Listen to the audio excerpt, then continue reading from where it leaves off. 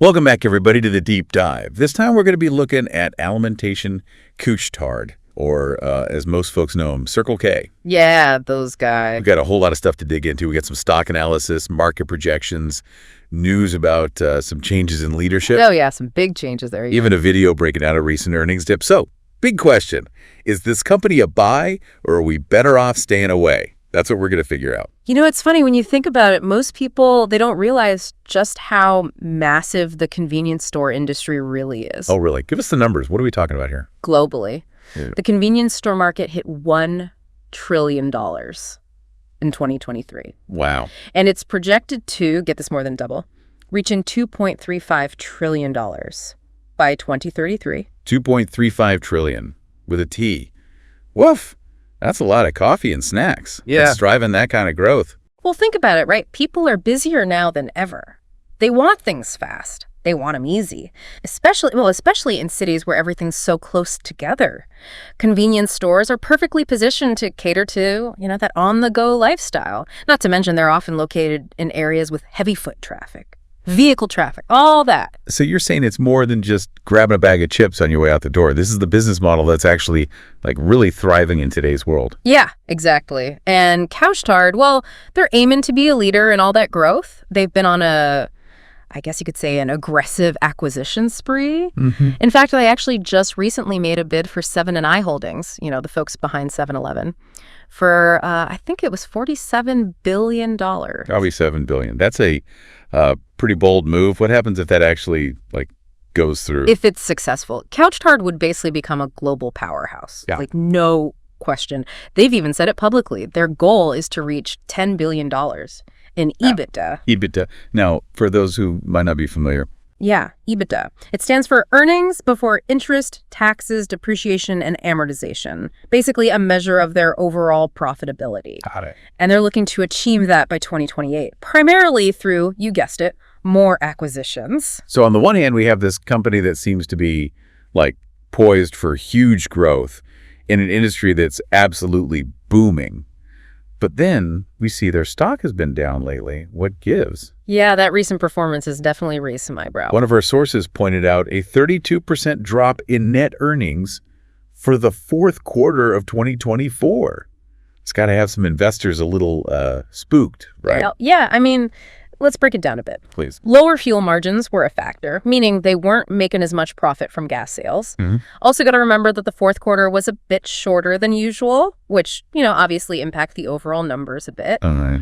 And then, of course, we can't ignore the increased expenses that come with all those acquisitions we talked about and the investments they're making for future growth. Okay, so I see how those things all play a role. But is there anything else in their financials that might be contributing to this decline? There is one thing that is, I guess, a little concerning. Same-store merchandise revenue, it actually decreased in several regions. Oh, really? Like where? U.S., Europe, and Canada. Wait, so people aren't buying as many snacks and drinks at their existing stores. What's going on there?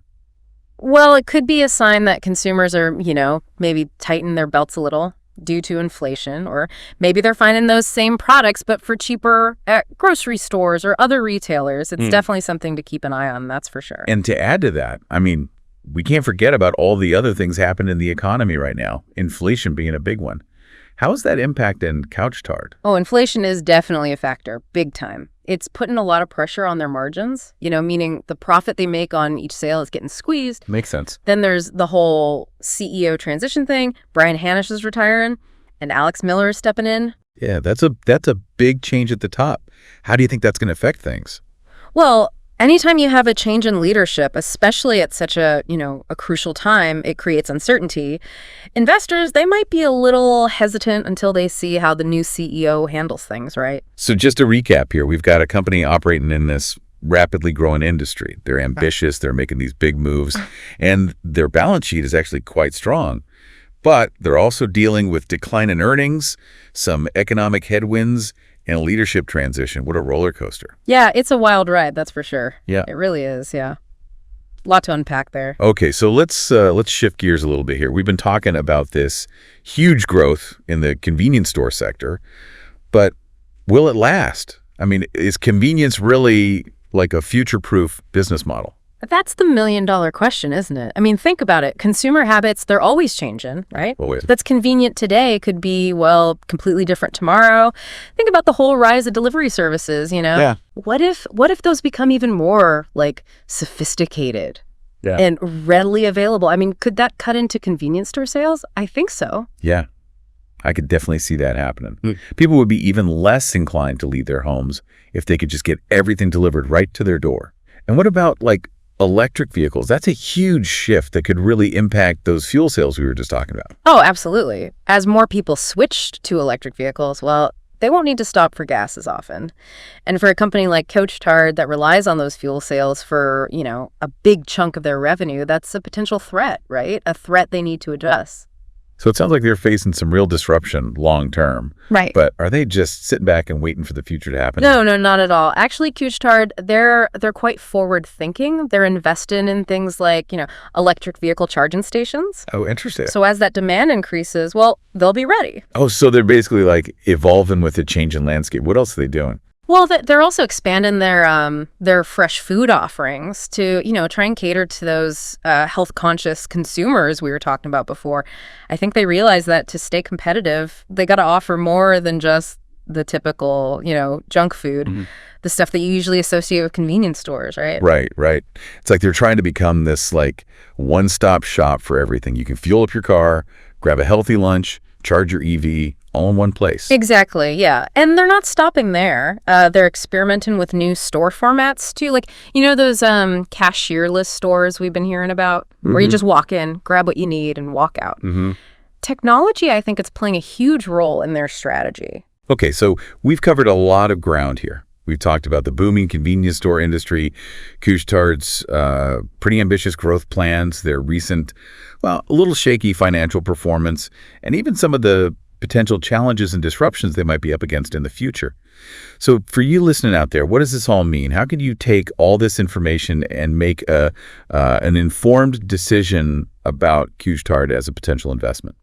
Well, the first thing I would say is don't just take our word for it. Do your own research, right? Dig into their financial statements. Read those analyst reports. Yeah. Look at what other industry experts are saying, that kind of thing. And remember, investing is all about understanding your own, like, personal goals and your own risk tolerance. Exactly. What might be a fantastic investment for one person could be completely unsuitable for somebody else. Right. It all depends on your individual, you know, circumstances, what you're hoping to achieve, all that. Earlier, we mentioned a video that gives you a pretty detailed breakdown of Couche-Tard's recent earnings decline. For anyone who wants to really get into the, like, nitty-gritty of their financials, I think that's an excellent resource to check out. Absolutely. Sometimes a visual, it just makes things a lot clearer, easier to understand. You can really see the bigger picture. So after this deep dive, is Couche-Tard a buy or a stay away?